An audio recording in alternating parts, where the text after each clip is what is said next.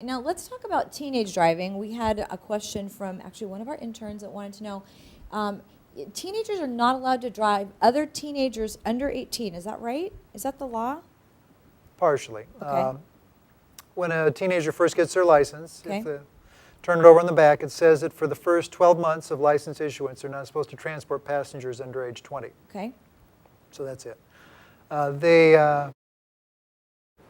There are exceptions to that. Okay. And one exception says if they have a note from their parents, they can do it. But that doesn't mean that the parent should give them a note that's indefinite. Okay. The purpose of that exception is, for instance, if mom broke her leg Okay. and she can't drive, Got ya. then she can write a note. And the note's supposed to be of a limited duration, like say a 2-month period while mom has a cast on her leg. I see. And then Johnny can drive Billy back and forth to school or something.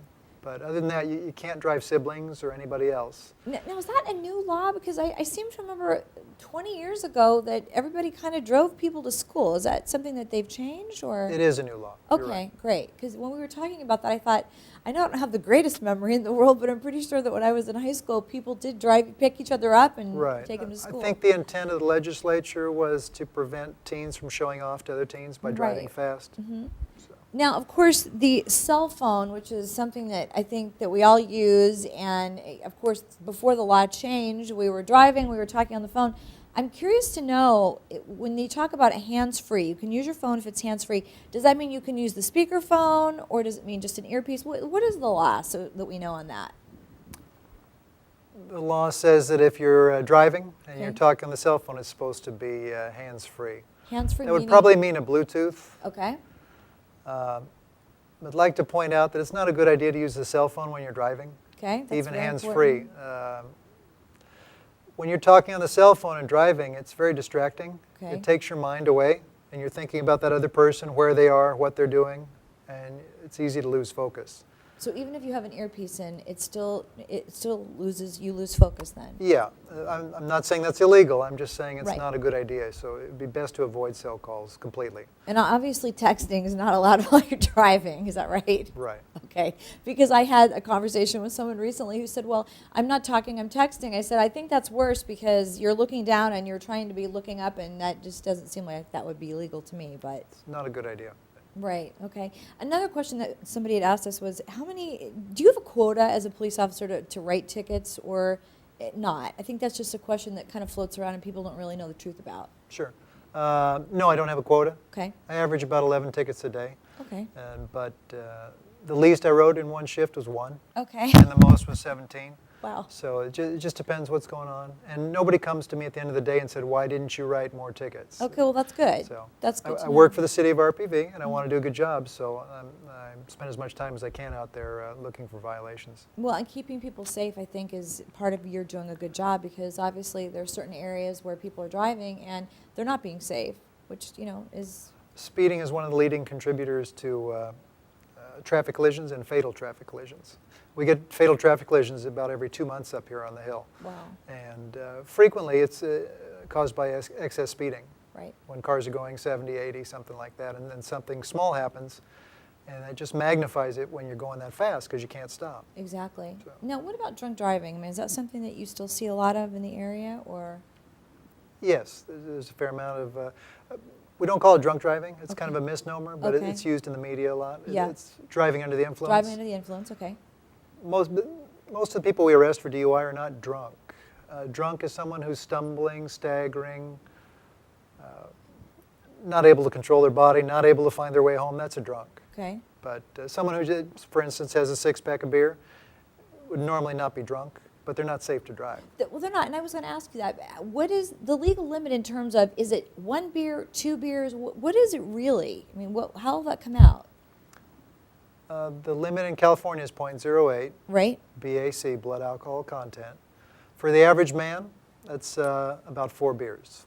Okay, For ladies, because of different body chemistry Correct. and different body weight, one beer might be a little bit more, might be 0.03 okay, for one drink. It just depends. It also depends on how much you had to eat and other factors. right.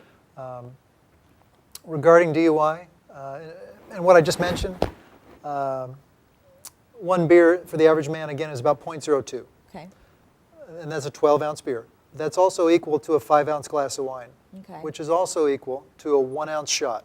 Wow. So those are all equal because they all have 1 ounce of alcohol in them. I see. So theoretically, if I had 5 beers right now, my blood alcohol level would go up to a 0.10.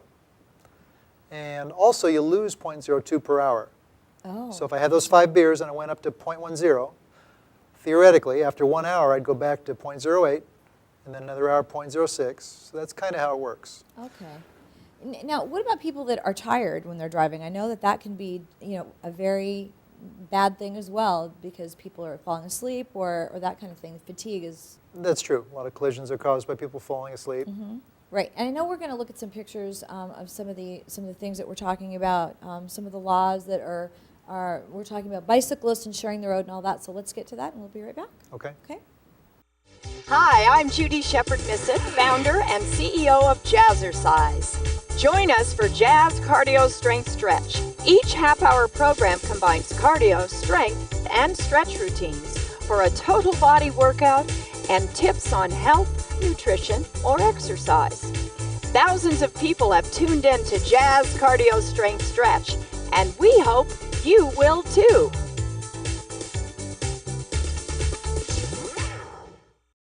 We are back and joined by Officer Knox. Now, recently we were talking about safety, and you were at a city council meeting, and you gave a PowerPoint. So can we go through that for the viewers? Sure. And talk about. So we're looking at a picture right now of a car crash. This is at Hawthorne and Black Horse about 2 months ago. The white Mustang was heading southbound on Hawthorne, and it jumped the median and hit the black SUV coming down the hill. It was a head-on collision. Those are the worst kinds because you combine the 2 speeds. Wow. And you were saying that if a car is going 40 and 40, it's like...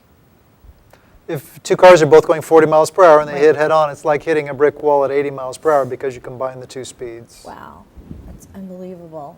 Okay. And... This is the fatal traffic collision that happened on May 23rd at Peavy Drive East in Ganado. Okay. And a young man was killed. He was not wearing a seatbelt. He was thrown out of the car and crushed by his own car. Wow. The passenger was wearing a seatbelt and only suffered a broken nose. Wow. That was it. So, That's amazing that we don't think about seatbelt safety as well. Now, how many people do you actually talk to that don't wear seatbelts or that you meet? Is there a lot of people that still don't wear seatbelts? there are quite a few. Every day I see people that see me and then they put on the seatbelt. Okay. So. All right. All right, we're going to go on to the next picture here. All right. The blood report just came back from the coroner's office on that fatal crash. Right. The blood alcohol level was 0.17 to 0.21. Okay. That's more than double the limit in California, so he was quite intoxicated. Right. And the limit in California is 0.08 BAC. And we talked about that. So in other words, he maybe had 8 to 10 beers or something to that Yes. level. It was extreme. It wasn't Exactly. just a drink after work. So. Exactly. It looks like 8 to 10 beers. Okay. All right. Right. And then the fatality stats for Yeah, there's California. good news. These are California fatality statistics. And going to 2008, for the whole year in California, traffic collision deaths are down 14%. And then if we look at alcohol-related traffic collision deaths, the same thing. They're down in 2008 from 2007, 9%. Mm-hmm. But there's a negative trend. The opposite of that is the motorcycle traffic collision deaths are up 8.1% in California from 2007 to 2008. And it's because motorcycles are increasingly popular. Mm-hmm. Because some motorcycles like to push the envelope and ride too fast, and probably some are inexperienced. Also, the motorcycles now are much faster than they were 20 years ago. Sure. They're lighter and they have more powerful engines. So all those things are combining to the increase in motorcycle fatalities. Well, and I guess there's more people also riding bikes because of the gas, the price of gasoline, and it's much cheaper to ride a motorcycle, but you still have to be safe on it. So. True. Okay. All right. We have 3 ongoing traffic problems in RPV, in my opinion. One is speeding all over the city. Okay. I get repeat customers every day, including today. Right before we filmed this, I had to leave. I went to a crash on Peavy Drive South in Portuguese Bend, and it was a man who did a head-on collision because he was fiddling with his radio and not looking at the road. He went on the wrong side of the road. Oh. And it was somebody I'd cited before for speed.